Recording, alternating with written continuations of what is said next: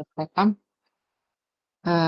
Sebelum kita memulai materi selanjutnya, alangkah baiknya kita berdoa bersama. Mangga, siapa yang mau memimpin berdoa kita pada hari ini? Kamu klis, Bu. Kak, kamu klis. Oke, kamu please, silahkan. Ya, terima kasih rekan-rekan, kakak-kakak semua. Sebelum kita memulai kegiatan meeting hari ini, mari kita berdoa supaya semua tujuan kita dilancarkan dan semoga semuanya tidak terkendala apapun dan semuanya lulus. Amin. Amin. Berdoa sesuai agamanya masing-masing, dipersilahkan.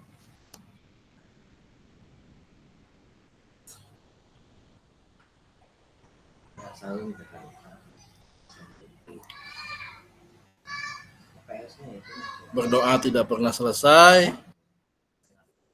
Saya kembalikan kepada kakak fasilitator untuk memulai kegiatan hari ini. Terima kasih. Terima kasih Kak Muklis, pemimpin doanya. Kakak-kakak, bagaimana semangatnya untuk terus belajar di PKG Desiminasi ini? Apakah masih semangat? Semangat! Semangat, Kak. Masih semangat, Kak. Luar biasa. Semangat. Walaupun masih di jam rawan ya ini, terus Bapak-bapak baru selesai Jumatan. Baik kakak-kakak, izinkan saya screen ya.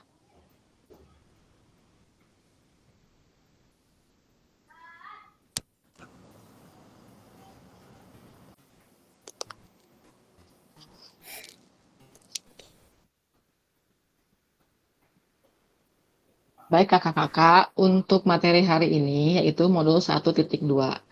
Pemanfaatan sumber daya berbasis kekuatan dalam pembelajaran PJOK. Sebelum melangkah jauh, saya ingin mengingatkan lagi materi yang telah kita lalui bersama, yaitu yang pertama itu paradigma PJOK di sekolah.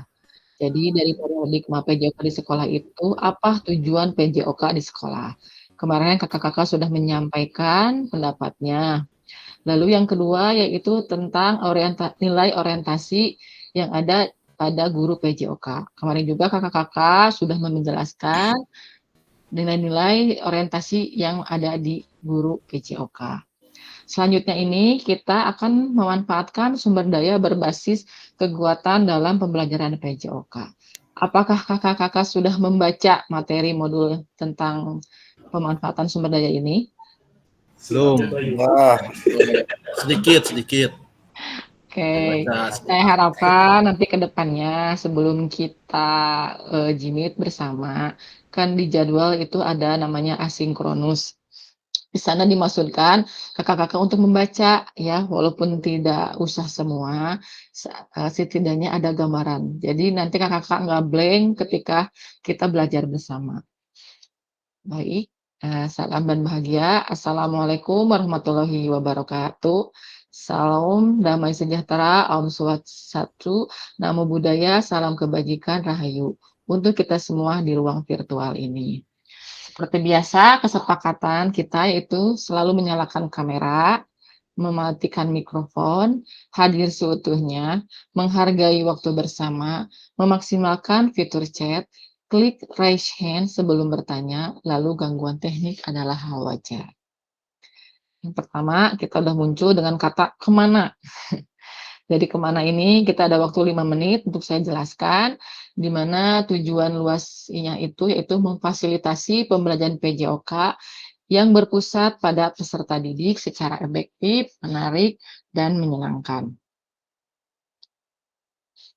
Capaian akhir pelatihan yaitu guru memiliki perspektif pendekatan berbasis aset atau kekuatan, aset based thinking, untuk meningkatkan kualitas pembelajaran PJOK yang berpihak kepada peserta didik. Selanjutnya, tujuan umum modul ini yaitu guru mampu memahami pendekatan berbasis aset, kekuatan dalam mengelola pembelajaran untuk meningkatkan pembelajaran PJOK yang berpihak pada peserta didik. Capaiannya yaitu guru dapat mengidentifikasi dan mendapatkan sumber daya dari berbagai sumber yang sah untuk melakukan pembelajaran PJOK. Yang kedua, guru dapat menggunakan sumber daya secara efektif untuk meningkatkan kualitas pembelajaran PJOK. Kalau kakak-kakak, tujuan dari sesi kita hari ini yaitu peserta memiliki perspektif pendekatan berbasis aset atau kekuatan, asset based thinking, untuk meningkatkan kualitas pembelajaran PJOK yang berpihak kepada peserta didik. Dari agenda kita 2 jam atau 90 menit, yaitu yang 5 menitnya pembukaan, pengingat kesepakatan bersama, tadi kita sudah bacakan, pemaparan tujuan sesi, dan penjelasan agenda kegiatan. 10 menit kita akan berpikir berbasis aset atau kekuatan, asset based thinking itu apa ya?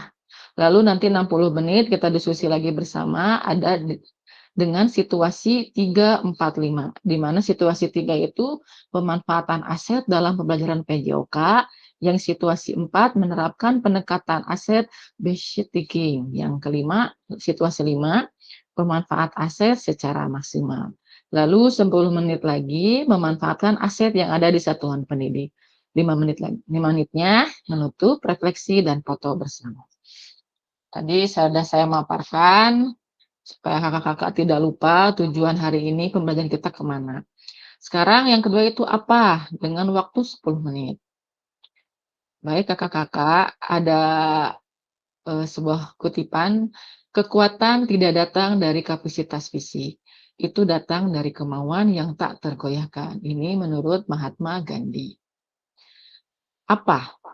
Berdasarkan proses belajar Anda secara mandiri dan pengalaman setelah PKG mungkin ya, apa pandangan Anda terhadap pendekatan asset based thinking? Silakan kakak-kakak tuliskan di kolom chat. Jangan lupa kasih nama. Apa pandangan kakak-kakak terhadap pendekatan asset based thinking?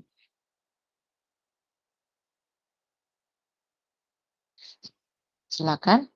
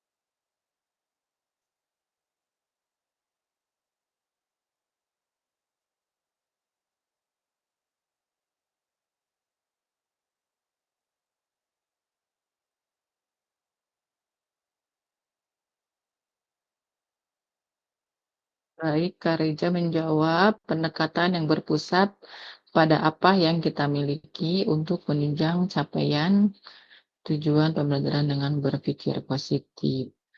Kak Niara, pendekatan yang berfokus pada masa depan, pada masa selanjutnya. Kak Eka, pendekatan yang fokus pada potensi, kekuatan, dan sumber daya positif yang dimiliki. Kak Muklis, asset based thinking merupakan pendekatan yang lebih melihat sisi positif dan modal yang tersedia untuk menjalankan pembelajaran. Pendekatan yang bersifat Mulai ya. Oh, Arif, menurut saya pendekatan aset vesting itu lebih terfokus pada kemampuan, kekuatan, dan kekuatan. Ya, Kak Agung, mangga silakan, nggak apa-apa. Yang lainnya ditunggu. Saya ingin Kak Reja menjelaskan pendekatan yang berpusat pada apa yang kita miliki untuk menunjukkan capaian pembelajaran dan berpikir positif itu seperti apa, Kak? Silakan Kak Reja, open mic-nya. Ya, terima kasih Kak.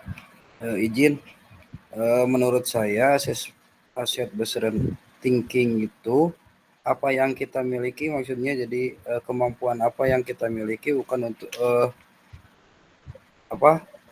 misalkan dari segi sosial pengalaman si peserta didik, misalkan si anak yang udah pengalaman mengikuti olahraga misalkan sepak bola dengan siswa yang belum pernah mengikuti ya pembelajaran sepak bola misalkan gitu. Jadi di situ timbulnya kekuatan bahwa si siswa yang berpengalaman bisa menjadi sumber daya untuk pencapaian tujuan pembelajaran gitu Kak.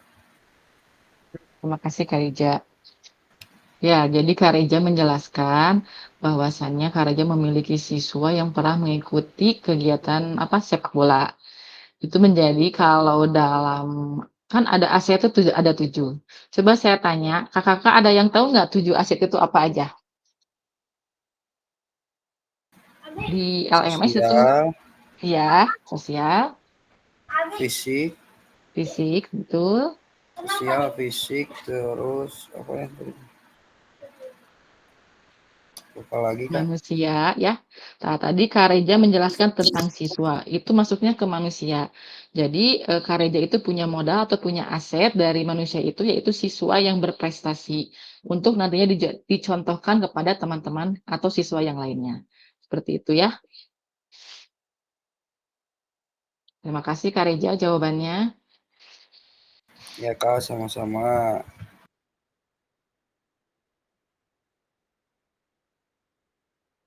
Yang lainnya?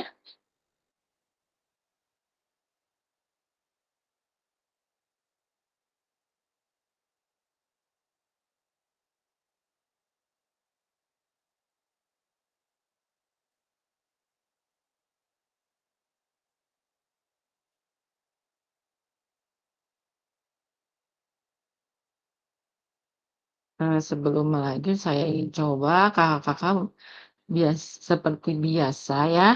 Saya ingin tahu aset manusia yang kakak-kakak punyai di sekolah.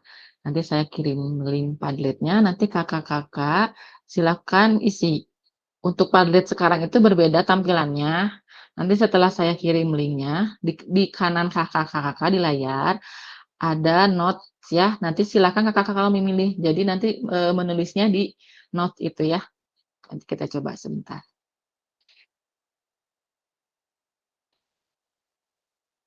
Silakan kakak-kakak.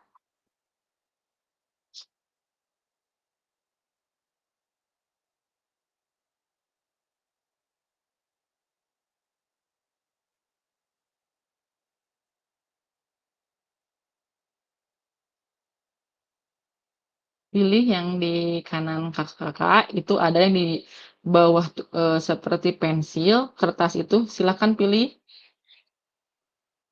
Pilih salah satu warnanya, lalu kakak-kakak bisa menulisnya di situ.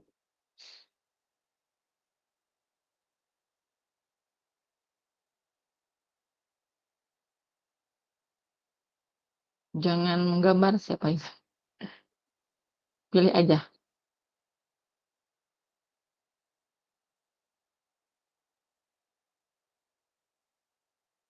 Saya coba stream lagi ya, biar kakak-kakak paham. Seperti ini lihat ya contohnya. So.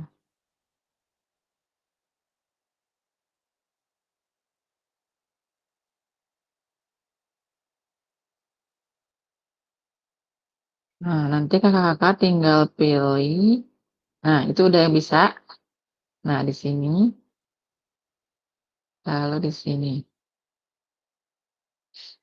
aset manusia yang ada.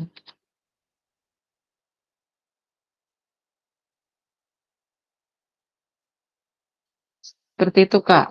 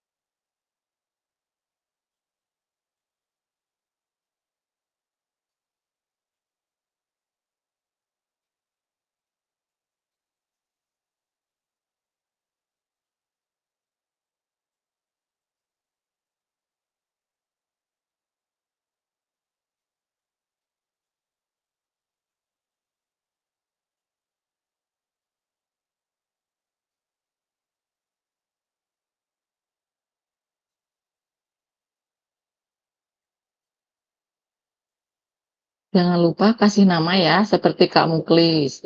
Kak Muklis menjawab asetnya manusia itu adalah guru, siswa, apa lagi nih? Kepala sekolah, penjaga OPS. Nah, seperti ini. Yuk, kita sambil belajar ya.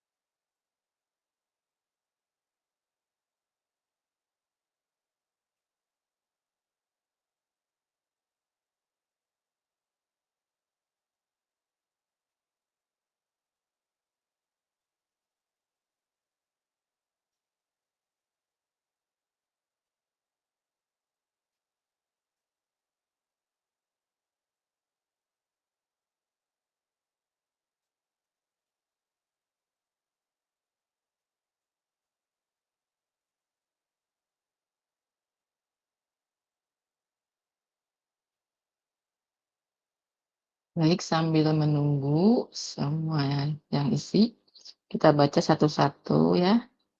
Dari Kak Deni itu kepala sekolah, guru, siswa. Terus dari Kak Niara, semua warga sekolah. Kak Muklis tadi sudah. Kak Reja, aset manusia di sekolah itu kepala sekolah, guru, murid. Kak Jajat, aset manusia itu yaitu guru dan siswa. Ini Kak Tunggal, tenaga pendidik yang ada di sekolah. Kak Agung, aset manusia yang ada di sekolah, sama ya kepala sekolah, keahlian guru. Ini siapa ya aset yang di sekolah? Ini tidak ada nama. Oh, Kak Andi, semua siswa, orang lain di sekitar kita. Kak Nuraida, asetnya kepala sekolah. Oke ya, kakak-kakak dari semua jawaban kakak-kakak kita bisa lihat. Berarti kakak-kakak sudah memahami 7 aset itu. Yang pertama aset manusia. Kenapa kakak-kakak tidak menjawab diri kakak sendiri? Misalnya di sekolah saya ada salah satu guru PJOK yang sedang mengikuti PKG diseminasi. Kenapa tidak jawab sendiri?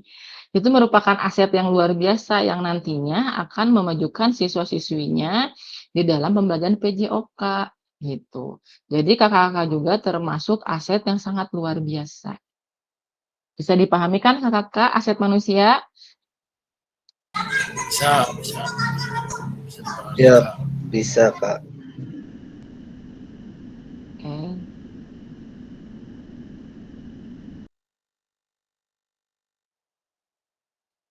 Saya stop sharing lagi.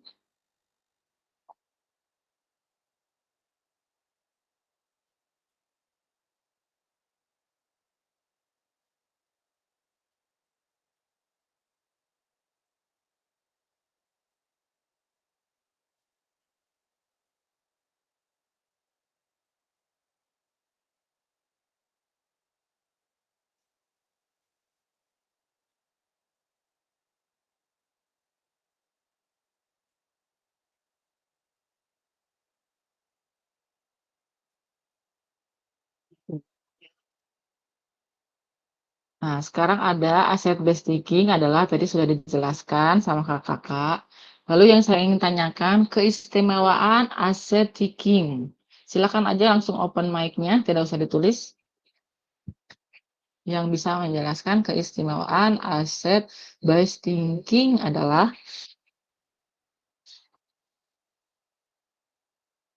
ayo kakak-kakak, keistimewaannya.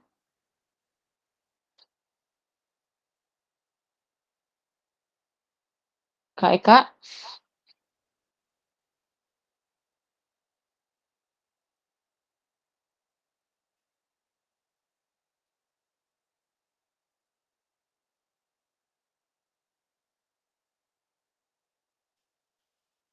kamu Klis bisa menjawab?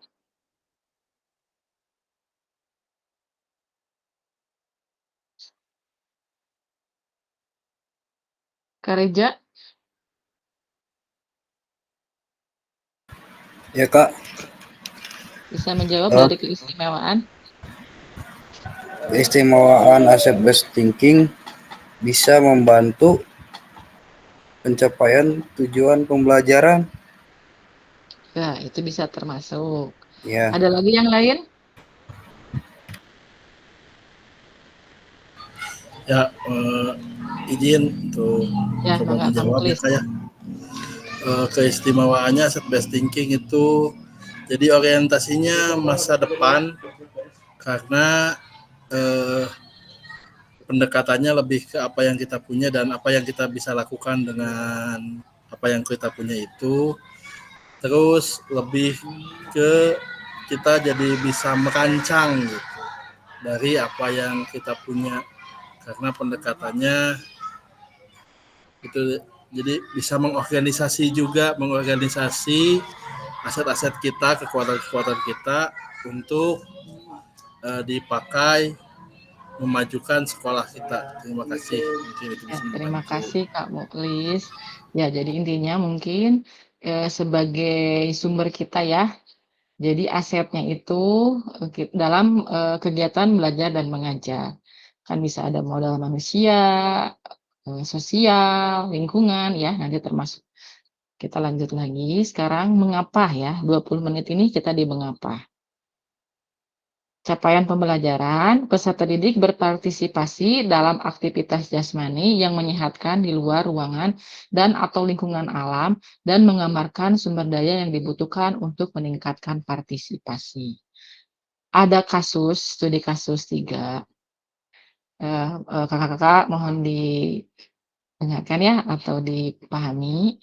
Pada saat menentukan tujuan pembelajaran, asesmen, dan aktivitas kegiatan dari capaian pembelajaran, Pak Gerak lalu menyampaikan ide dan gagasannya terkait kegiatan yang akan dilaksanakan untuk mencapai tujuan pembelajaran tersebut kepada kepala sekolah. Pak Gerak sangat membutuhkan dukungan dari kepala sekolah. Dukungan terkait kebijakan dan kemampuan kepala sekolah dalam bernegosiasi dengan pihak perkebunan kopi yang kebetulan memiliki area sangat luas di dekat sekolah untuk dijadikan tempat bagi peserta didik belajar di ruang atau lingkungan alam seperti jalan kaki, lari, dan kegiatan lainnya. Sarana lapangan olahraga yang dimiliki kantor perkebunan kopi untuk pembelajaran PJOK pun dapat dimanfaatkan penggunaannya bila ada kesepakatan atau kerjasama. Kepala sekolah menyampaikan bahwa sangatlah rumit jika harus menjalani kerjasama dengan pihak perkebunan, karena pemiliknya terkenal tidak mau bermasyarakat dan tidak ingin perkebunnya dirusak warga. Pak Gerak amat kecewa, padahal ia juga menampung suara peserta didik yang menyampaikan gagasannya untuk membiasakan berjalan kaki dan bersepeda menuju sekolah melalui area perkebunan kopi yang tertutup tersebut. Karena dapat mempersingkat jalan menuju sekolah dan tidak perlu menggunakan kendaraan bermotor. Pak Gerak juga memohon kepada kepala sekolah agar dapat mensosialisasikan gerakan pembiasaan jalan kaki dan bersepeda ke sekolah ini kepada orang tua peserta didik serta mengajak berbagai pihak untuk menjaga keselamatan dan keamanan peserta didik ketika menuju sekolah melintas perkebunan kopi tersebut. Pak Gerak merasa pesimis gagasannya tidak dapat dilaksanakan karena kepala sekolah tidak melakukan upaya apapun. Harapan kepala sekolah dapat bernegosiasi dengan pimpinan perkebunan dan membuat MOU belum dapat terlaksana. Sementara ia juga tidak bisa berbuat apapun karena ia sendiri tidak memiliki kewenangan untuk mengambil keputusan. Berdasarkan status ketiga, identifikasi pendekatan berpikir apa yang digunakan dalam situasi tersebut. Identifikasikan aset apa saja yang dimiliki dalam situasi tersebut. Jelaskan strategi apa yang akan Anda kembangkan berdasarkan peningkatan berbasis aset dalam situasi tersebut. Silakan kakak-kakak jawab di kolom chatnya. Dari kasus itu, identifikasi pendekatan berpikir apa yang digunakan guru dalam situasi tersebut, lalu identifikasi aset apa yang dimiliki dalam situasi tersebut, dan jelaskan strategi apa yang akan Anda kembangkan berdasarkan pendekatan berbasis aset dalam situasi tersebut. Silakan kakak-kakak menjawabnya di kolom chat.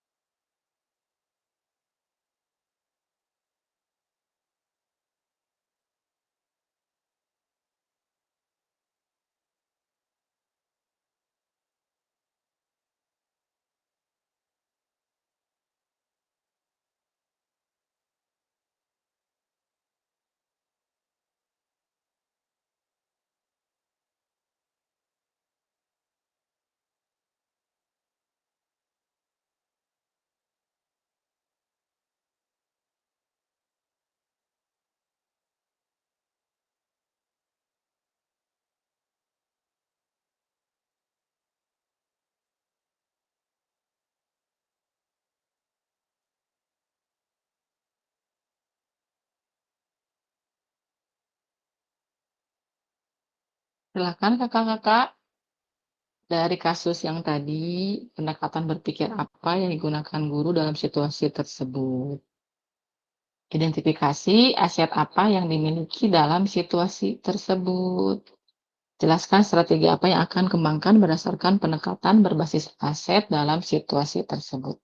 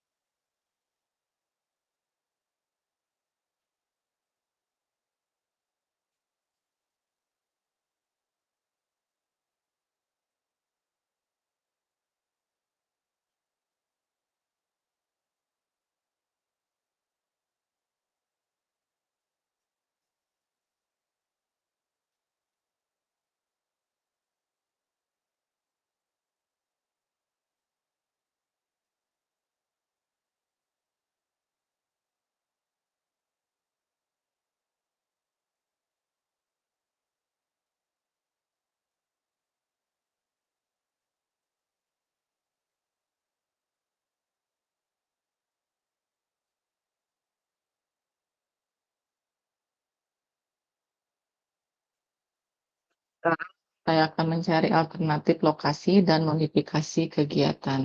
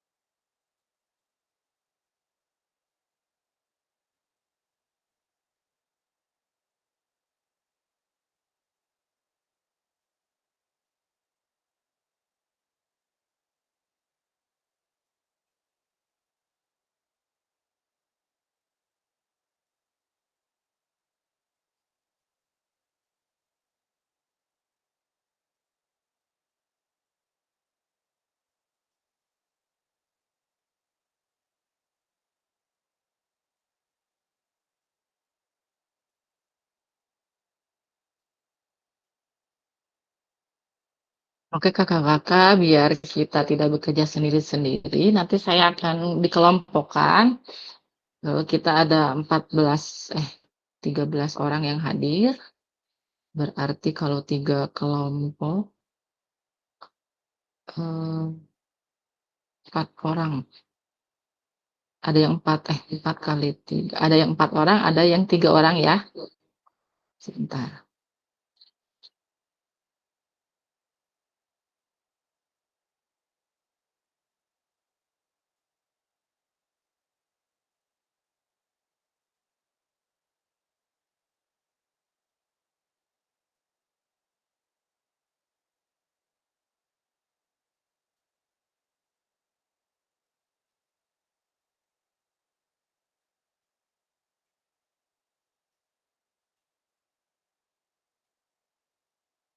Silakan kakak-kakak, nanti ada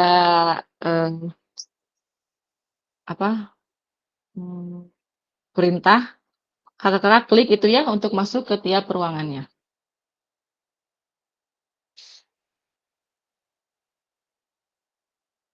Silakan.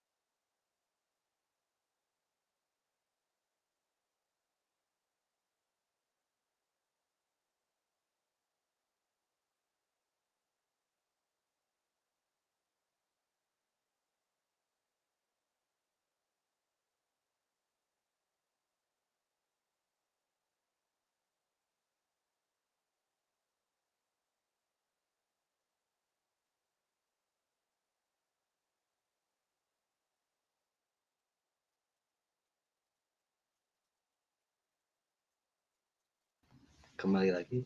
Alhamdulillah kakak-kakak telah kembali lagi kita ke room utama. Luar biasa. Tadi kakak-kakak saling bertukar ide ya untuk mempersingkat waktu. Silakan kelompok 1, siapa yang akan mempresentasikannya?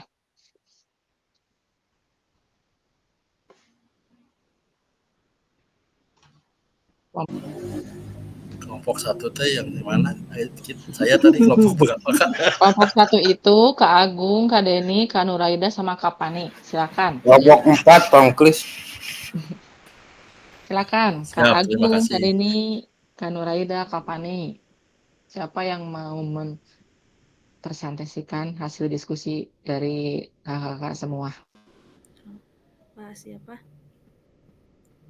Kak Nuraida, silakan. Oh, kalau kalau nggak salah pendekatan berkelanjutan mungkin. Ya, lanjut. Apalagi? Yang keduanya gitu, maksudnya kan? Iya, Apa itu jelasin gitu? ya betul. Yang ketatnya pendekatan berkelanjutan, mempertimbangkan faktor lingkungan kan itu dan tata kelola dalam mengambil keputusan kayak gitu. Dampak apa ya? Menilai dampak sosial dan lingkungan ya di lingkungan tersebut gitu maksudnya. Kalau nomor 2-nya siap bisa yang lain gitu. Pun berkelompok gitu. Ya, kelompoknya Kak Nuraida. Ya, terima kasih Kak Nuraida. Izin Nah, menjawab makanya nih. untuk yang nomor 2, tadi kan ada identifikasi aset apa saja yang ada di lingkungan tersebut. Tadi ada mungkin aset manusianya, ada kepala sekolah, guru PJOK-nya tadi penggerak, lalu mungkin masyarakat, terus aset lingkungannya tadi ada perkebunan kopi, gitu. Ini nomor 3, Kak Agung mau menambahkan yang tadi.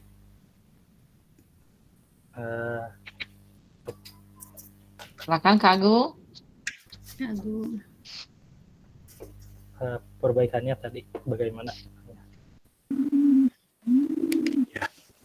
Berarti tadi harus berkelanjutan. Kalau lihat dari cerita tadi, kan si kepala sekolahnya tuh udah pesimis duluan ya. Jadi nggak mungkin dikasih izin nih sama kepala sekolahnya. Jadi mungkin bisa dikumpulkan juga dengan orang tuanya gitu.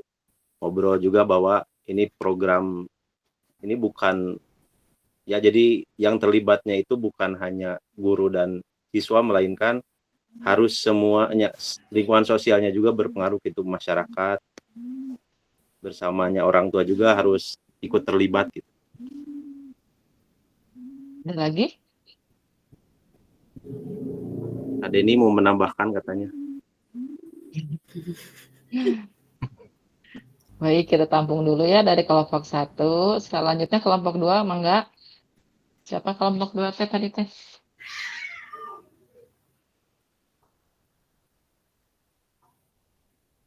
Kak Hardian, Kak Niara, Kak Nunung, sama Kak Tunggal. Silakan. Kak Nunung sudah senyum-senyum. Kak Niara, salah. Mangga, siapa? Ini kenapa mati? Salah, kok mati? Kak Niara? Sedikit menambahkan yang lain dari pendekatan ini, kalau menurut saya pendekatan kekuatan ya Bu. Kalau modalnya itu modal sosial sama modal manusia lingkungan juga ada. Seperti kalau modal manusianya itu kan kepala sekolah yang tadi sudah disebutkan rekan sebelumnya, lingkungannya perkebunan kopi itu, sama sosialnya aturan-aturan yang sebenarnya belum dibuat aturan sih sama si pemilik perkebunannya, cuman kalau menurut saya itu termasuk ada sosialnya. Nah, untuk strategi bagaimana mencari solusinya, paling kalau menurut saya mencari jalan atau lapang yang bisa dipakai untuk berolahraga oleh anak-anak, tetapi juga bisa kembali menegosiasi dengan pihak perkebunan dengan bantuan dari masyarakat sekitar dan pihak berwajib yang ada di lingkungan itu. Gitu, Pak. Baik, terima kasih. Yang lainnya, kelompok Kaniara ada yang mau menambahkan? Mangga Pak Hardian. Cukup, Bu. Cukup, Bu. Udah terwakilkan Udah, sama penuh. Kaniara semua. Aduh, Mantap Kaniara. Oke, selanjutnya kelompok 3. Kak Andi, Kak Eka, sama Kak Jajat. Silakan. Mangga, Kak Eka. Ya, Kak Eka. Ya, Kak, untuk yang dari tadi pendekatannya untuk itu adalah apa ya tadi itu lupa lagi. Ya, untuk investasi asetnya yang dimiliki adalah ini Kak, fasilitas, perbaiki fasilitas.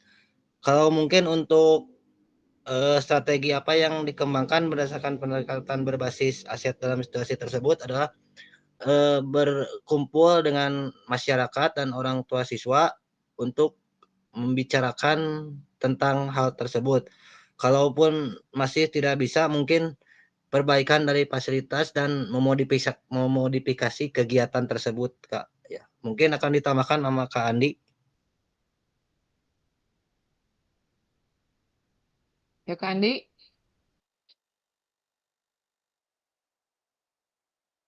Jadi nama ini ampun online Lagi di luar ruangan, Kak. Mau bicaranya lagi di stasiun. Kak Jajat ya, sama Kak Jajat, bukan? Ya, Iya. Kak Jajat. Kak Jajat. Silakan, ada pertanyaannya. Ya, Pak. Kak, sebelumnya maaf ya ini kameranya jadi nggak ada. Ya, nggak apa-apa, Kak. Ya, cuman mau nambahkan aja yang nomor 2-nya aset apa aja di sana gitu di dalam pertanyaan itu. Pertama aset manusia, yang kedua aset lingkungan. Aset manusia terdiri dari kepala sekolah, guru TOKA, dan pemilik lahan kebun kopi. Sedangkan aset lingkungan itu Kak lahan, berupa lahan. Ya, mungkin cukup segitu Kak. Iya, terima kasih Kak Jajat atas jawabannya dari kelompok Kak Jajat, Kak Eka, sama Kak Andi. Selanjutnya kelompok terakhir siapa? Kak Hardian, siapa lagi ya? Silakan. Muklis, silakan Kak Muklis. Ya, terima kasih Kak Arif, Kak Fasilitator, Kak Repa. Tadi yang dari kasus yang tadi kita udah telah bersama, saya dan kawan-kawan mengelaborasikan bahwa di sana ada sosok Pak Tegar tadi itu Pak siapa? Pak Gerak. Pak Gerak. Ya, Pak Gerak itu sudah melakukan pendekatan kekuatan atau asset based thinking gitu ya. Karena dia bisa melihat potensi sekitar bahwa lapangan sekolahnya mungkin kecil, oh ada kebun kopi yang luas bisa dimanfaatkan untuk aktivitas anak-anak belajar PJOK. Namun dari itu, untuk pertanyaan kedua, modal apa aja, aset apa aja yang dimiliki gitu ya. Pertama, aset manusia tentunya Pak Gerak adalah aset manusia yang brilian gitu ya. Dia tidak putus asa dengan keadaan sekolahnya. Dia mencari dan menginovasi pelajaran. Oh, bisa juga ternyata di luar sekolah dengan di kebun misalkan gitu ya. Ada juga modal politik. Sebenarnya kan kepala sekolah itu sebuah jabatan bisa juga kan politis ya, karena ada di musrenbang desa lah minimal gitu kan, kepala sekolah tuh bisa berkomunikasi dengan kepala desa, RT RW setempat, gimana baiknya untuk membujuk ke pemilik kebun kopi tersebut. Bisa juga memakai yang dimiliki adalah modal sosial. Modal sosial yang saya sebutkan di sini adalah, kan siapa tahu pemilik kebun itu punya saudara yang lagi sekolah, punya anak yang lagi sekolah, atau ada adiknya, ponakannya gitu kan. Kalau bahasa Sundanya, cik pangolokeun atuh mang teh supaya diizinin gitu ya. Jadi modal sosial dengan orang tua siswa gitu, siapa tahu itu saudaranya gitu. Jadi modal itu juga harus dirawat dengan baik, hubungan sekolah dan orang tua siswa dan masyarakat setempat gitu. Siapa tahu modal sosial ini yang akan tembus gitu ke pemilik kebun. Begitu. Modal politik, modal sosial. Nah, apabila semuanya tidak bisa tercapai dengan modal-modal tersebut, di pertanyaan ketiga, bagaimana strateginya?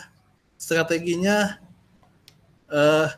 ya, modal manusianya, Pak Gerak, bisa yaitu memodifikasi atau memilih atau mencari lahan lain gitu.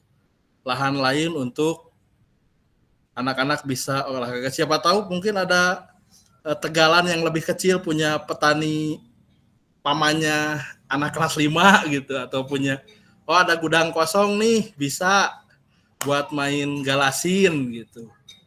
Ya itu jadi, atau juga memodifikasi alat-alatnya gitu, karena mungkin modal finansialnya terbatas mungkin, atau bisa juga modal fisiknya, karena ada sih lapang yang agak lebih jauh dari sekolah, mungkin bisa dimanfaatkan gitu. Itu strategi yang bisa dilakukan oleh Pak Gerak gitu. Terima kasih Kak. Ini Kak Mugis luar biasa. Jadi kakak-kakak di sini saya tidak akan membenarkan dan juga tidak akan itu sesuatu yang salah. Bagi saya, kakak-kakak sudah mengerti akan aset dari modal manusia, politik, lingkungan, itu sudah luar biasa. Berarti kakak-kakak sudah paham ya, mana yang dinamakan modal manusia, modal sosial, dan modal-modal yang lainnya. Baik, kita ke selanjutnya, ke materi lagi.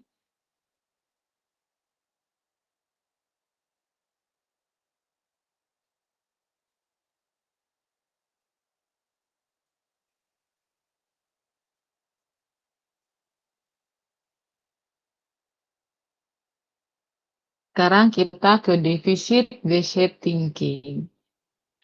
Berdasarkan studi 1 yang pertama, hal-hal apa saja yang menjadi faktor penghambat? Mungkin tadi kakak-kakak sudah menjelaskan ya. Jadi faktor sosialnya juga ada miskom lah antara kepala sekolah, jadi kepala sekolahnya yang pesimis. Nah, mengapa? Berdasarkan tugas asinkronus yang kakak-kakak kerjakan dalam forum diskusi ini, mengapa guru PJOK perlu mempelajari dan menerapkan pendekatan asset-based thinking? Enggak, kakak-kakak ada yang bisa raise open mic-nya menjelaskan? Untuk pentingnya menerapkan asset-based thinking dari guru PJOK. Silakan.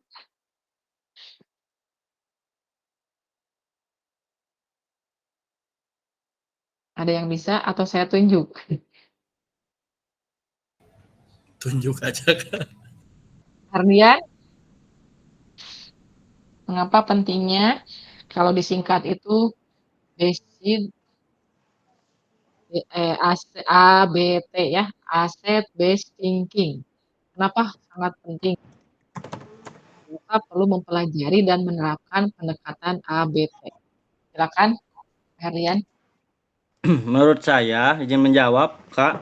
Silakan, Menurut Kak. saya, best thinking itu salah satu pembentukan karakter anak dari cara atau berbasis pemikiran. Mungkin gitu, Kak.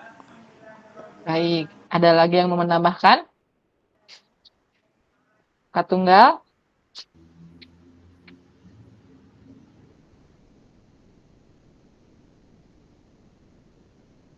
Kak Agung? Oh iya, iya. Kak Agung?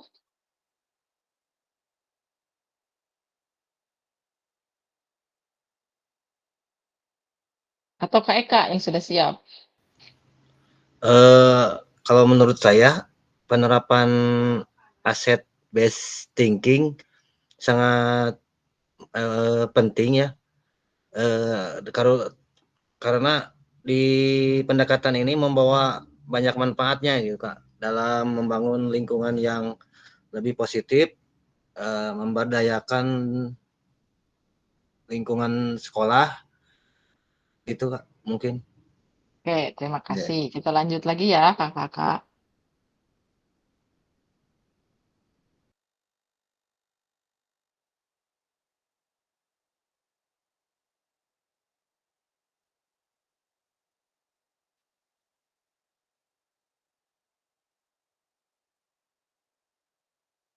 Jadi pentingnya pola pikir berbasis aset dalam PJOK. Guru PJOK perlu memandang sumber daya yang dimiliki sebagai suatu kekuatan dan aset. Jika guru PJOK telah terbiasa berpikir dari sisi kekuatan, maka ia akan fokus dan berupaya terus pada pemanfaatan kekuatan dan aset yang dimiliki. Dengan menyadari betapa banyak sumber daya yang dimiliki di sekolah, rekan-rekan guru akan terbiasa untuk mengidentifikasi, mengevaluasi sumber daya, serta memanfaatkan aset yang ada untuk pembelajaran yang berpihak pada peserta didik. Pentingnya pola pikir berbasis aset dalam PJOK.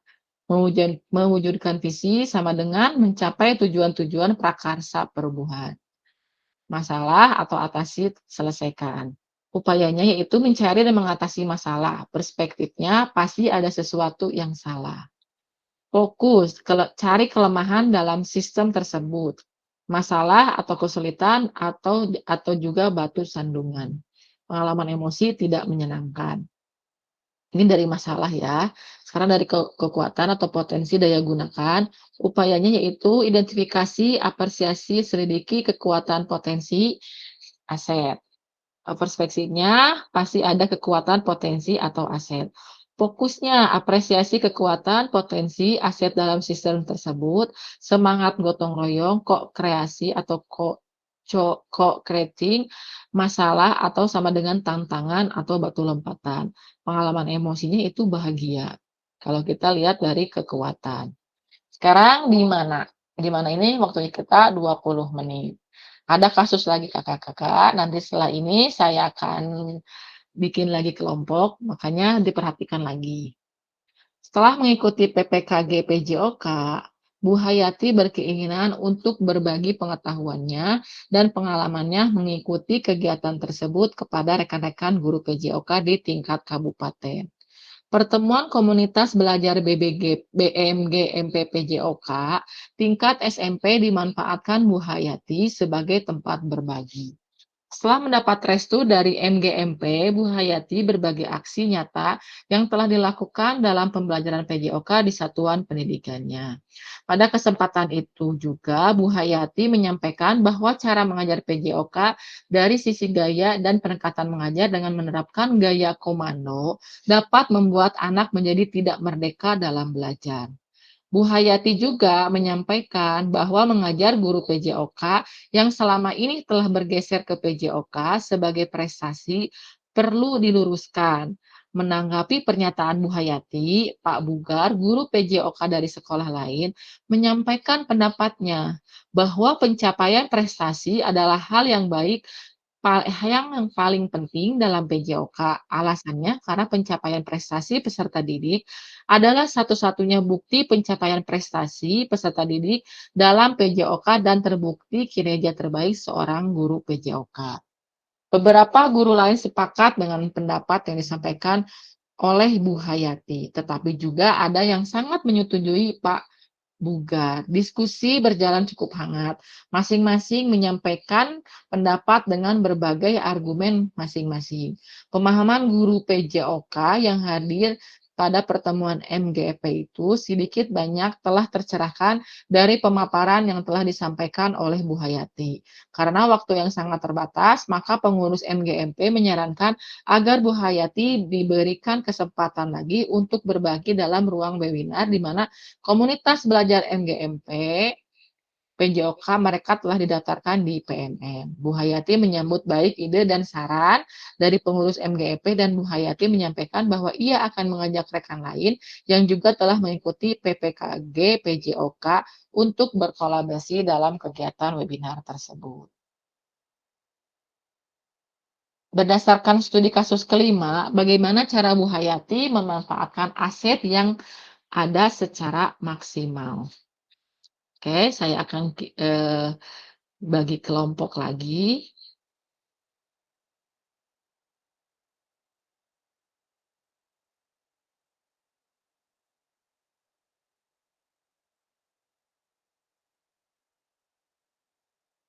Bentar ya.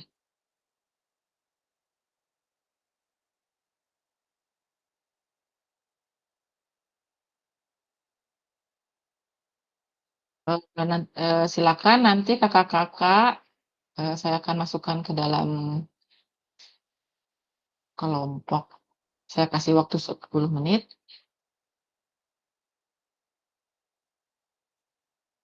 Silakan.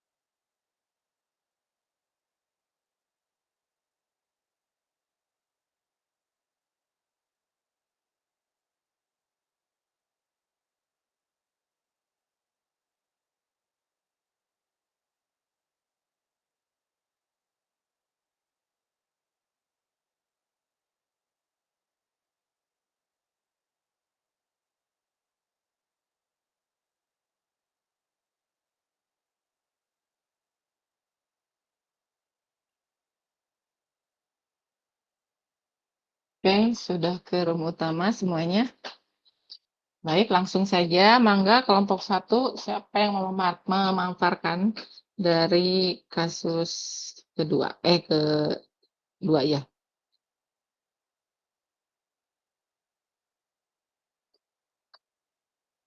Dari kelompok 4, Kak Deni, coba dari Kak Deni, Kak Nuraida, Kak Reja, dan Kak Nunu. Enggak.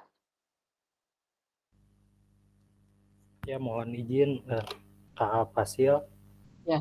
Tadi pertanyaannya bagaimana cara Bu Hayati memanfaatkan aset yang ada secara maksimal. Tadi dari awal seperti yang kita ketahui, Bu Hayati sudah melaksanakan PKG PJOK ya, PKG PJOK.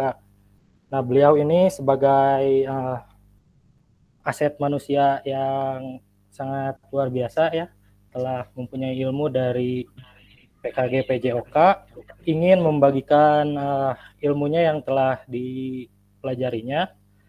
Awalnya mungkin lewat MGMP di sekitaran sekolahnya ya, cuman terbatas oleh waktu. Jadi Bu Hayati untuk memanfaatkan aset manusia miliknya yang sangat luar biasa itu, ilmunya dari PKG PJOK, untuk menyampaikannya Bu Hayati menginisiasi gitu ya untuk melaksanakan webinar di PMM untuk menyampaikan ilmunya yang telah beliau dapatkan pada PKG PJOK. Jadi beliau sangat memanfaatkan aset teknologi ya dari PMM. Mungkin Pak Reja ada sedikit untuk menambahkan.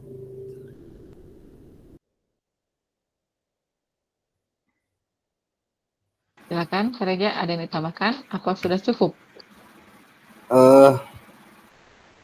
Untuk memanfaatkan aset itu termasuk ke merencanakan penggunaan aset gitu nggak, Kak? Iya, jadi jadi lupa lagi saya juga ini teh.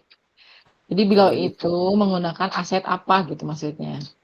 Kan dari beliau mengikuti PKG gitu. Sampai ini beliau menyampaikan kepada teman-teman MGMP PJOK-nya.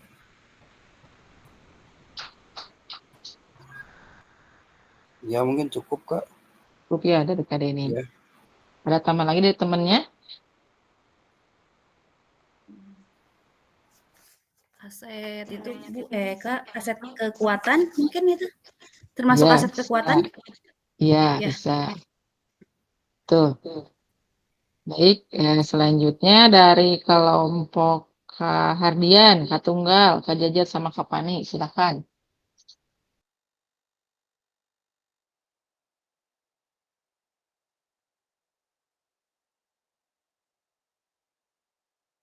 Halo. Silakan Kak Jajat untuk dipaparkan yang tadi didiskusikan di kelompok. Oh, iya siap, Kak. Mungkin ingin menambahkan aja ya, selain tadi memanfaatkan aset manusia ya, Bu Hayati memanfaatkan aset manusia, beliau dengan ilmu yang sudah diselesaikan di PKG-nya melakukan webinar gitu di acara PMM. Terus yang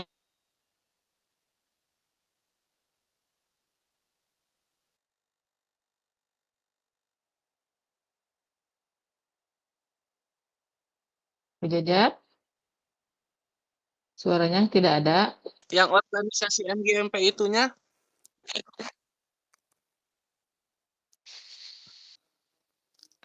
Ya, bagaimana? Ya, yang organisasi MGMP itu termasuk manajemen operasional gitu. Ya. Cukup saja Kak Jajat? Cukup Kak. Barangkali teman-teman ada yang mau menambahkan.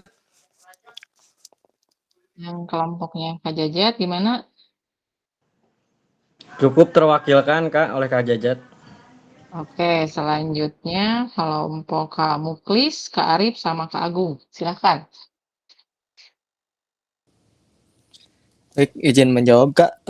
Tadi pertanyaannya bagaimana cara Bu Hayati memanfaatkan aset yang ada secara maksimal. Berdasarkan diskusi kelompok kami tadi, menemukan banyak modal atau aset yang digunakan sama Bu Hayati tadi berdasarkan kasus tadi. Mungkin karena banyak aset yang digunakan sama Bu Hayati akan dibagi sama Pak Muklis dan yang lainnya di kelompok kami ya. Saya menjelaskan yang utama mungkin dari aset manusianya. Aset manusianya yaitu Bu Hayati yang pernah melaksanakan kegiatan PKG ya. Berdasarkan pengalaman yang pernah mengikuti PKG tersebut, Bu Hayati mungkin punya pengalaman yang bagus dan ingin berbagi pengalaman tersebut kepada rekan-rekannya. Serta aset sosialnya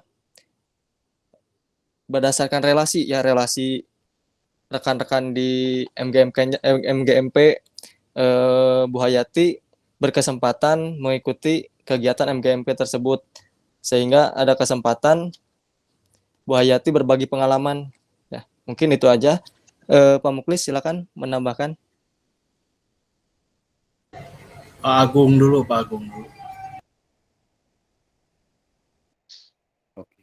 Mungkin menambahkan dari aset fisik, mungkin kan pertemuan pertama kan dilakukannya ya ada sarana yang digunakan mungkin ya. Terus dia juga ke depannya mau melaksanakan webinar tentunya menggunakan sarana pendukung pembelajaran baik media elektronik ataupun yang lainnya. Terus dari aspek politik yang tadi diberikan mandat sebagai apa tadi teh? Dari Ketua MGMP Pak Agung. Ya, Ketua MGMP. Itu mungkin. Yang lainnya sama kamu please di lebih jelasnya. Silakan Pak Muklis.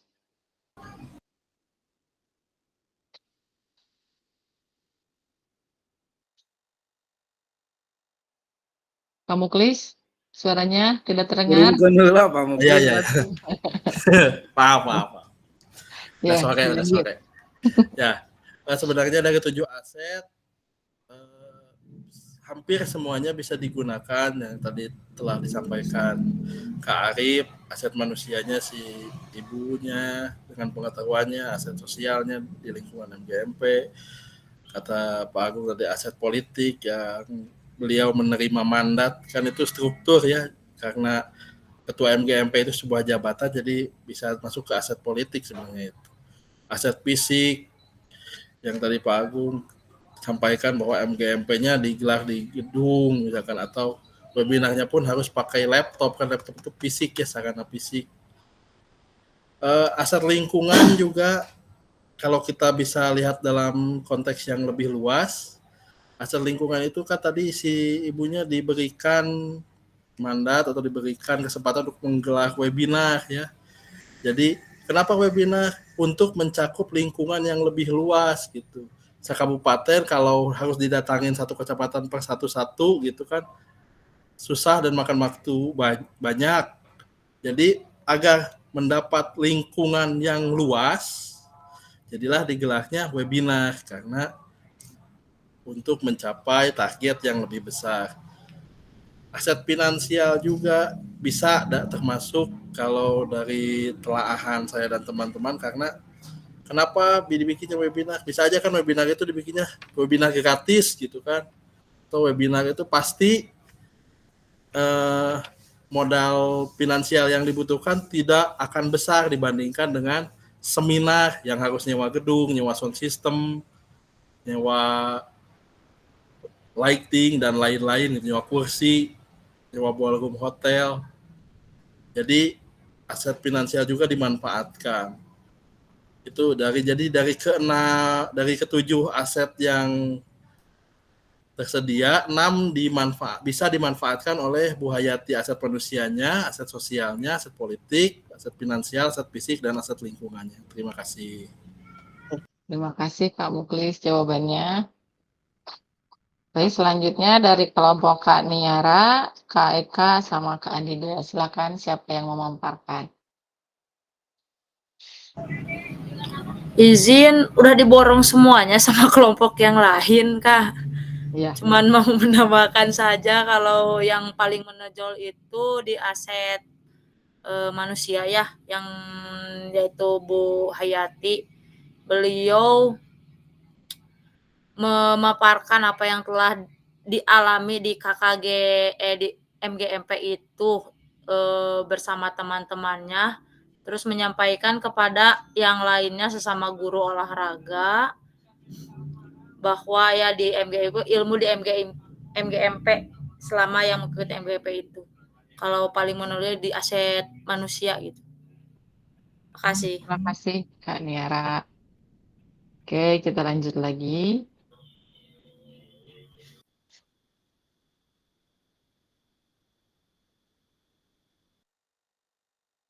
Jadi kakak-kakak sudah menjawab dan kita lihat bagaimana cara Bu Hati memanfaatkan aset yang ada secara maksimal. Jadi banyak sekali dari kakak-kakak menjelaskan bahwa asetnya itu aset manusia, yaitu dengan MGPPOJ SMP tingkat kabupaten. Lalu ada pergeseran cara mengajar komando menjadi peningkatan pembelajaran lebih variatif dan inovatif. Selanjutnya, peran peserta yang aktif di dalam kegiatan MGMP. Pemanfaatan PMM untuk kegiatan webinar. Tadi semua dari keempat ini kakak-kakak sudah terwakilkan untuk menjawab. Sekarang bagaimana 20 menit, ada kasus lagi. SMA Jiwa Raga terletak di kota besar dengan sarana dan prasarana yang sangat memadai. Pendanaan dari orang tua dan donatur sangat mendukung sehingga berbagai kegiatan dapat diselenggarakan oleh sekolah. Dari beberapa alat olahraga yang tersedia, ada beberapa alat yang belum dimanfaatkan secara maksimal. Kepala sekolah mengundang guru PJOK ke ruangannya untuk mendengarkan apa saja yang menjadi hambatan sehingga sarana dan prasarana tidak dimanfaatkan secara maksimal. Wakil bidang kesiswaan menyampaikan bahwa gudang alat olahraga selalu dalam keadaan dikunci dan ketika dibutuhkan sulit menemukan kunci. Karena saling melempar tanggung jawab antara guru dan penjaga sekolah, peserta didik menyampaikan bahwa materi yang diajarkan ketika pembagian PJOK, alat-alat tersebut jarang digunakan karena berbagai macam alasan. Berdasarkan hasil wawancara, dengan berbagai unsur sekolah dan mendapatkan bukti-bukti kepala sekolah, lalu mengajak wakil bidang kurikulum, wakil bidang Sapras, guru PJOK, dan perwakilan komite sekolah untuk mendiskusikan keadaan tersebut. Wakil bidang Sapras menyampaikan keluhan-keluhan bahwa ada beberapa alat olahraga mengalami kerusakan sebelum dipergunakan. Komite sekolah pun menyampaikan kritiknya bahwa pihak sekolah dianggap tidak dapat mempertanggungjawabkan sumbangan dari orang tua yang seharusnya dapat dipergunakan untuk kebutuhan pelajaran PJOK peserta didik. Kepala sekolah meminta wakil kurikulum untuk memaksimalkan lagi penggunaan alat-alat olahraga tersebut oleh guru PJOK sesuai dengan tujuan pembelajaran yang direncanakan. Dari studi kasus yang keempat, saya ini langsung aja ya, tidak usah kita bagi lagi kelompok karena waktu sebentar lagi. Apa saja aset yang dimiliki SMA Jiwa Raga dan apa sudah dimanfaatkan? Silakan open mic yang ingin menjawab.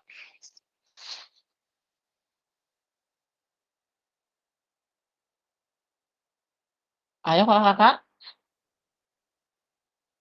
Dari studi kasus itu, apa saja aset yang dimiliki SMA Jiwa Raga dan apa yang sudah dimanfaatkan?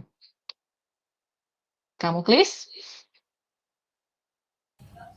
Ya, asetnya tentu aset fisik ya, karena ada gudang, ada alat-alat.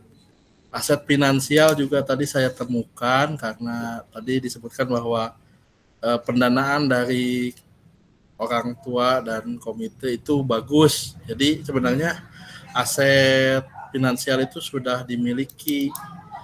Aset politik juga sebenarnya bisa dimanfaatkan karena kepala sekolah sebenarnya mendukung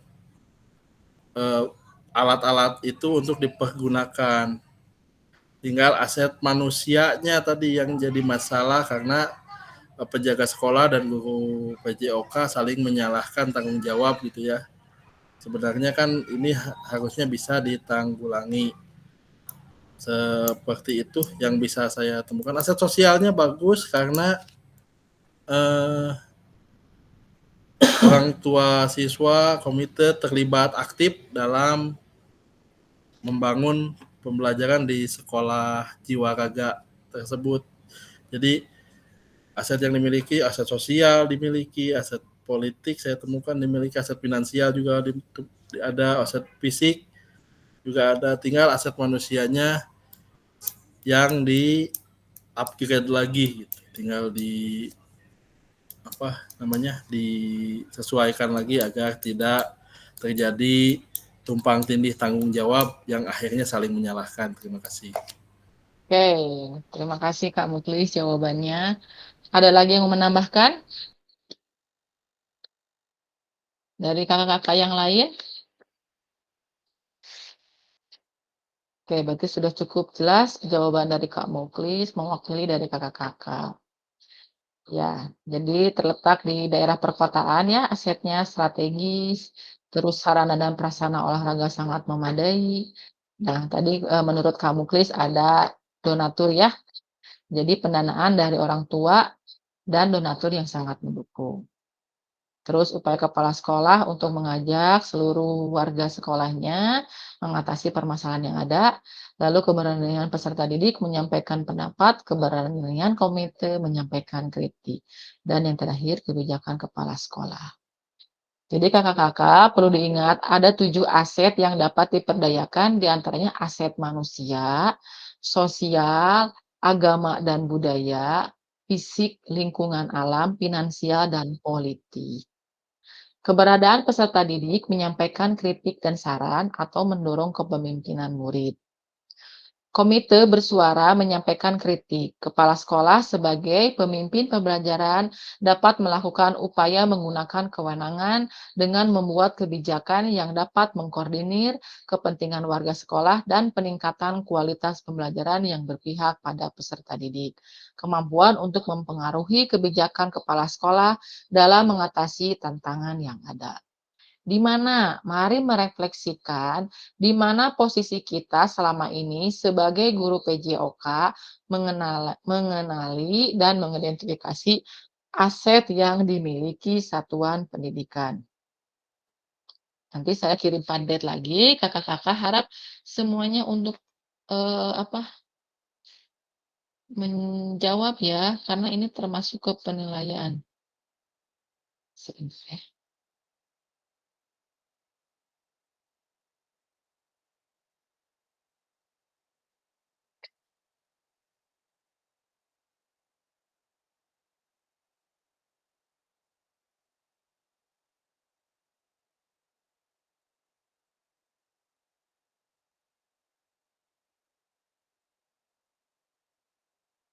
Silakan kakak-kakak isi lagi padletnya. Jangan lupa kasih nama. Sesuai dengan ada yang di sekolah kakak-kakak atau satuan pendidikan yang kakak-kakak miliki.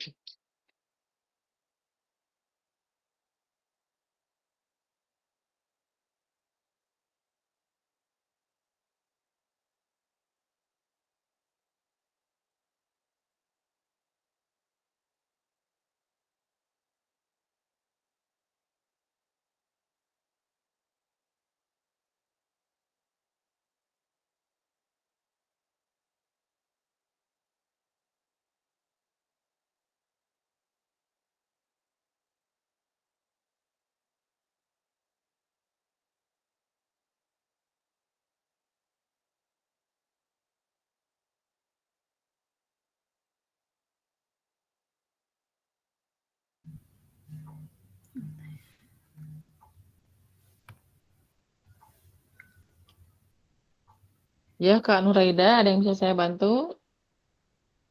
Oh, itunya pandetnya di kolom chat bukan? Iya, itu kebuka nggak? Enggak. Yang lainnya Nggak kebuka kebuka. nggak? Yang lain bagaimana? Kebuka nggak? Oh, baru. Iya, ini. Kebuka, Baru. buka Kak. Ini baru. Siap, siap.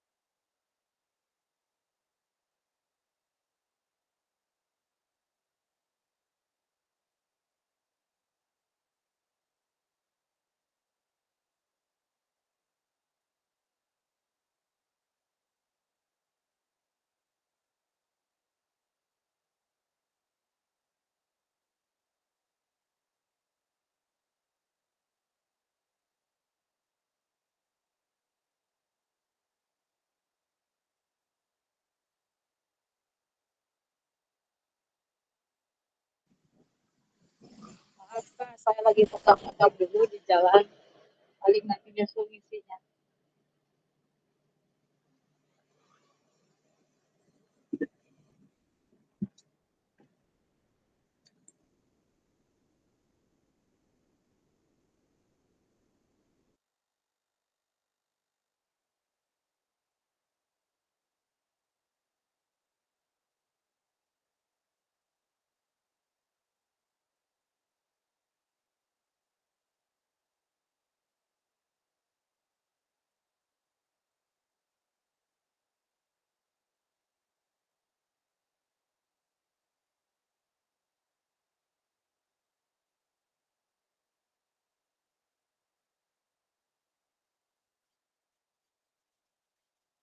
Baik kakak-kakak, dari jawaban dari kakak-kakak sangat simpel sekali. Ada aset manusia, aset fisik, aset manusia. Saya menginginkan salah satu dari kakak-kakak untuk menjelaskan aset apa saja yang ada di sekolahnya. Jadi bukan aset manusia, aset fisik, tapi jelaskan ketika kakak-kakak belajar pembelajaran PJOK, apakah di sekolahnya itu ada lapangan luas, ataukah tidak punya lapangan luas, tetapi ada lapangan di luar sekolah yang bisa digunakan. Tidak lagi ada lapangan yang di luar sekolah, bisa menggunakan lapangan di desa. Saya ingin sekali mendengarkan pengalaman dari kakak-kakak. Ada yang bisa menjelaskan situasi keadaan sekolahnya ketika kakak-kakak pembelajaran PJOK? Mangga. Saya aja Bu, Sok, enggak, Kak Tunggal. di sekolah saya ada contohnya ada aset fisik Bu, Iya. tapi di luar lingkungan sekolah. Tuh. Contohnya di pegunungan kayak gitu. Di pegunungannya ada lapangan ya kayak lapangan sapana kayak gitu Bu.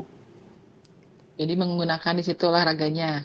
Ya, karena di sekolah ada lapangan tapi kurang mumpuni buat pembelajaran sepak bola kayak gitu. Terlalu kecil gitu. Apakah itu lapangan kayak yang tadi kasus yang pertama Iya harus Bu, izin mirip dulu atau segitu. enggak? Tanpa izin tapi Bu. Tanpa izin. Oh iya. Iya. Jadi Pak Katunggal itu memanfaatkan aset lingkungan mungkin ya? Iya Bu. Iya Bu, aset lingkungan. Iya, aset lingkungan. Jadi intinya mungkin kita sebagai guru olahraga jangan mengeluh ketika ingin pembelajaran, tidak punya lapang, tidak punya alat, kita gunakan aset yang ada di sekeliling sekolah. Itu mungkin maksud dari kegiatan kita hari ini. Mungkin kakak-kakak juga yang lain, apakah ada yang mengalami seperti Kak Tunggal? Ada yang lain lagi? Sama saya tidak Ya, lumayan Kaniara? jauh, lumayan jauh. Ya, Katanya lewat dulu sawah, lewat dulu perumahan warga karena di sekolah saya tidak mempunyai lapang. Ada juga lapang sedikit itu dibagi-bagi sama 3 SD, jadi susah. Jadi saya memanfaatkan lapang di lingkungan sekitar lumayan harus jalan dulu 15 menit sama anak-anak ke tujuan lokasinya. oke, luar Gitu, biasa Kak. Kaniara sama seperti Kak Tunggal. Jadi menggunakan aset lingkungan ya, agar pelaksanaan pembelajaran PJOK itu terlaksana. Ada lagi yang lain? Mungkin yang lebih apa? Ekonomis, misalnya sekolahnya itu dekat dengan desa, itu kan ada GOR bisa digunakan. Ada tidak? Ya. Kalau dari alat bagaimana kakak-kakak? Apa aman? Alat enggak, Kak. Di sekolah saya enggak. Alat. Nah, Alat Kak aman, Nuraida lapangan nggak ada. POA udah buluk. Iya, alat tidak Kak harus. Paling Kak kita Nuraida, kasih gitu. iya. Kak Nuraida mengatasinya seperti apa kalau alat tidak punya? Ya mau modifikasi dengan tenaga apa gitu. Kita merencanakan apa yang buat pelajari besok gitu. Karena tidak ada fasilitas, ya menggunakan itu ya yang ada Memodifikasi aja gitu gitu. ya. Iya. Jadi bersama dengan siswa ya, membuat bola gitu ya, seperti dari kertas gitu ya. Bisa gitu. Iya. Yang Kardus gitu. lainnya? Iya. Terus yang lain bagaimana? Apakah ada sekolahnya besar lapangnya, fasilitasnya banyak, alat-alatnya? Apakah yang ada yang sesempurna itu dari kakak-kakak? Baik, itu dari aset ya. Sekarang kita lanjut lagi karena sedikit lagi.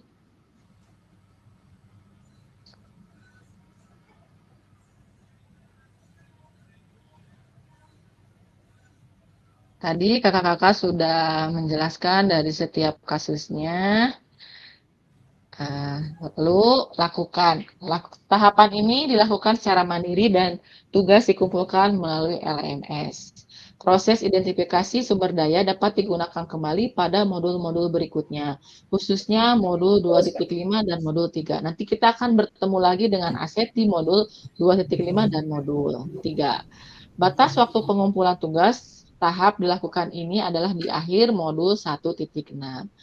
Apa saja tugas di tahapannya, yaitu kakak-kakak mengidentifikasi berbagai sumber daya di daerah untuk sekolah dan strategi pemanfaatannya secara efektif. Kakak-kakak dapat memilih satu jenis sumber daya yang akan didiskusikan dari 7 sumber daya yang akan ada. Dan hasilnya dituangkan dalam tabel pemetaan aset yang telah disediakan di LMS. Nanti kakak-kakak di LMS tugasnya seperti ini, silakan kakak-kakak jawab, saya harap tidak singkat gitu ya, aset manusia gitu. Nanti kakak-kakak di pemanfaatan aset pembagian PJOK-nya yang berkaitan dijelaskan apa itu aset manusianya itu. Nanti keterangannya apa. Nanti kakak-kakak kerjakan di LMS. Pada akhir sesi kita hari ini, kakak-kakak peserta memiliki perspektif pendekatan berbasis aset atau kekuatan asset-based thinking untuk meningkatkan kualitas pembelajaran PJOK yang berpihak kepada peserta didik. Alhamdulillah, terima kasih kakak-kakak. Kita sudah di penghujung Jimit hari ini.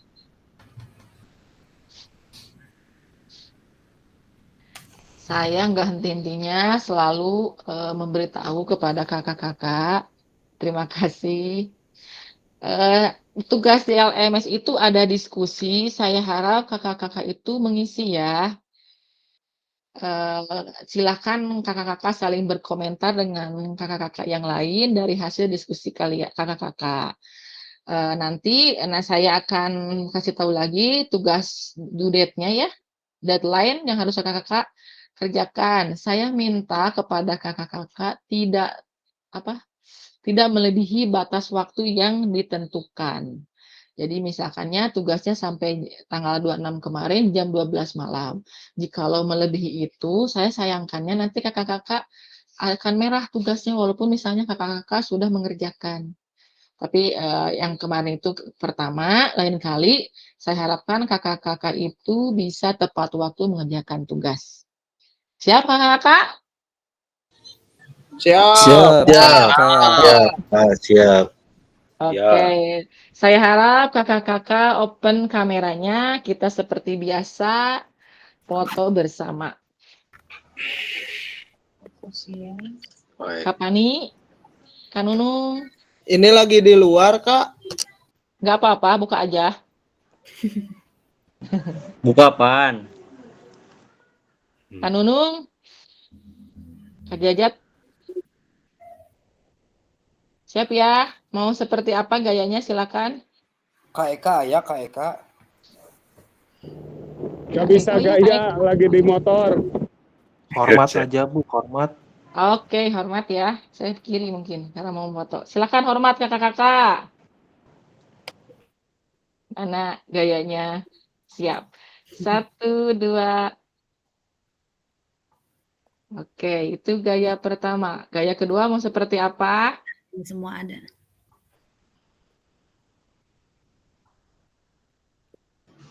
Gaya Kareja aja, Bu. Gimana? Siap. Semuanya ya, ikutin.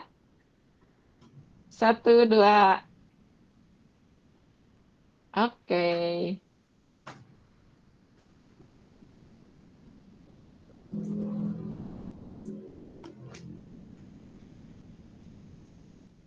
Makasih. Alhamdulillah kakak-kakak, pertemuan kita hari ini cukup sampai di sini.